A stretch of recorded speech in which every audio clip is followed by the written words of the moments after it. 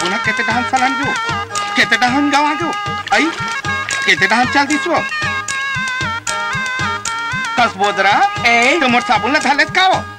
एक कनी गोड़ा चीटी आगे रीता लगात रहे यार गोड़ा चीटी आगे तुम्हारे साबुन लपाउर पे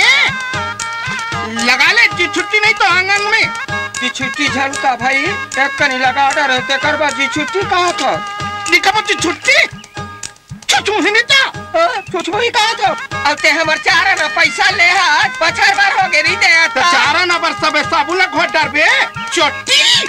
छोटे वाटी झलका तो जुबान में था ही नहीं है हाँ तोर जबान में था ही नहीं है अब तोर नियत देख रहे नियत खोटी अतक अतक कपड़ा तोर दादा था ही रे दादा बदल झलू बात ले भिंडोल हाँ ते भिंडोल कहाँ था तेरा मोला रे खसट्टी हो रे भैंसी हाँ मैं भैंसी हो रे चिंगरी कोतरी रेगड़ी अरे फुलही चुप रे पोचक्की अरे बड़ा बहुवाली बना था रे फुसमाही भचकी हाँ मैं हूँ वाली बना था ते नाक वाली यार नाक वाली ते दाव घर के साबुन नीले आ तेरे किस बिन अरे बच्चा खम दाव घर के दरोगनी ना रे दरोगनी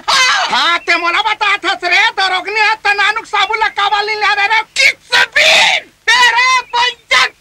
बच्चा कहाँ रे अरे तो लगा रे अरे तो रे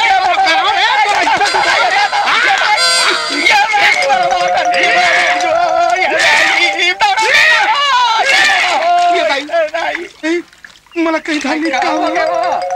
कचरा मला काही धालीत का हो लेबुट लेबुट धालीत काया चलो ये ताई मैं मर गई यार भिंडोल मला मारे तक सजाल बने पागे आई ये कहा हो गए दाई बहुल थली का आए बहुला